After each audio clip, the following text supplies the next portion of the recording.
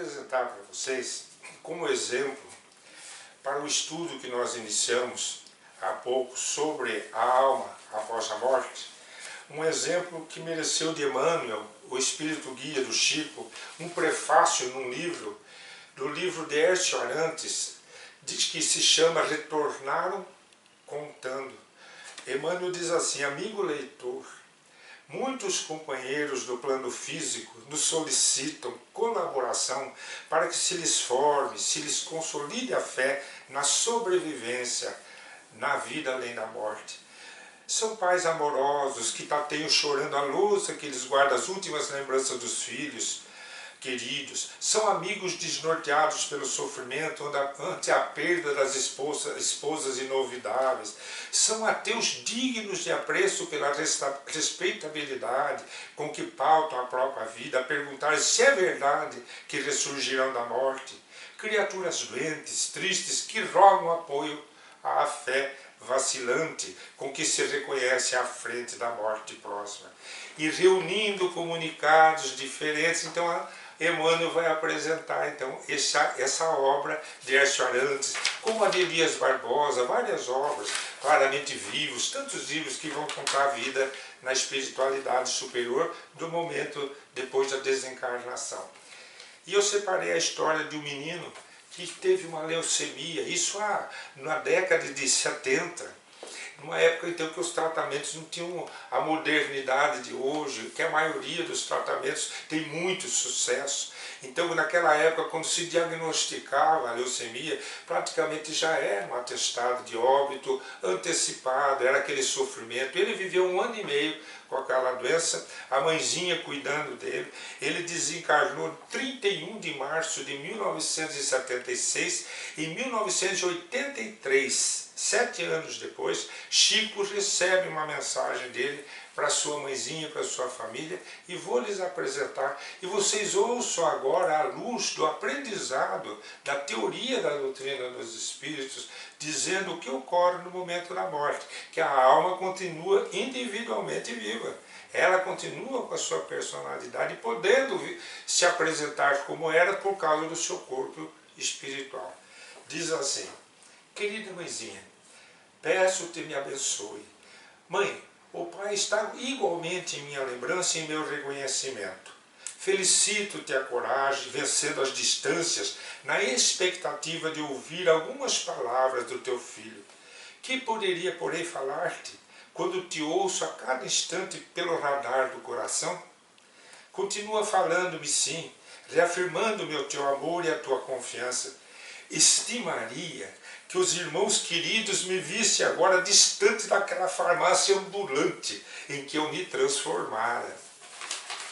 Revejo o Luiz Henrique, o Cláudio, o Sérgio, a Luciane, a Andréia, com enternecimento e com aquela ternura na qual nos criastes, ensinando-nos a respeitar o nome de Deus e a preparar-nos para sermos pessoas úteis na vida. Lembro-me da tua dor silenciosa, quando de certo a autoridade médica te falou pela primeira vez na doença que me estragaria o sangue até deformá-lo inteiramente. Perguntei por que choravas, mas me disseste que tu mesmo não sabias. Então, mãezinha, comecei a ver-me no espelho das tuas retinas sempre molhadas, e rememoro a luta em que entrastes noite a noite, à maneira de um soldado infatigável, em conflito com a morte que vinha chegando devagarinho. Eu não me lembro de haver escutado a palavra leucemia de teus lábios, porque sabias trazer-me sempre o remédio da esperança. Mas as injeções foram adquirindo a expressão de espinhos dolorosos, e entendi, por fim, que eu me apagava, ao modo de uma vela que vacila com a brisa leve até consumir-se de todo. Muito obrigado, mamãe, por tudo. Muito obrigado é tão pouco para definir o agradecimento que transborda, mas são as duas palavras que te oferto, recheadas dos beijos que não te dei. Deus te recompense pelas noites de vigília, nas quais me observavas os olhos famintos de repouso, aqueles travesseiros sempre mudados, aquelas exigências de seu menino, aqueles gemidos que te buscavam atenção e aquelas petições constantes de melhoras que realmente não podias me dar, tudo passou. Mas ficou a saudade, que em minha presença incessante. Crê, mamãe, querida mamãe, se eu pudesse, eu teria ficado para ser mais teu, depois de conhecer-te na dedicação com que entregavas a mim, para que eu não sofresse, e para que tu não sofresses. Teria ficado para contar aos meus irmãos a história da tua bondade e do teu carinho, que só o filho doente consegue conhecer, mas reconheci que as tuas preces do silêncio me entregavam a Deus. Era para mim uma dor sem limites, aquela de notar-te, a angústia sem a possibilidade de consolar-te. E um dia aquela dor veio com mais aflição no peito, e observei que uma nuvem me envolvia. E então passei à oração sem voz. Pedi a Deus que me desse o que fosse justo. E parece que comecei a dormir, contra a vontade. E do meio da neblina destacou-se um rosto, com um sorriso, e eu ouvi a voz que me dizia: agora, meu filho, vamos ao repouso, venha aos braços da vovó Nair. A emoção me tomou o íntimo, e creio que lágrimas me banharam a face. Eram fortes os braços que me tomaram, e aquele regaço acolhedor que me fazia pensar em teu carinho me acerenou o coração. Descansei, dormindo, para despertar depois num lar novo, do qual eu me regresso para tranquilizar-te e desejar-te extensivamente a meu pai e aos meus irmãos toda a felicidade, do tamanho possível que a felicidade possa ter. Mãezinha, estou quase bem, não fosse a falta de casa.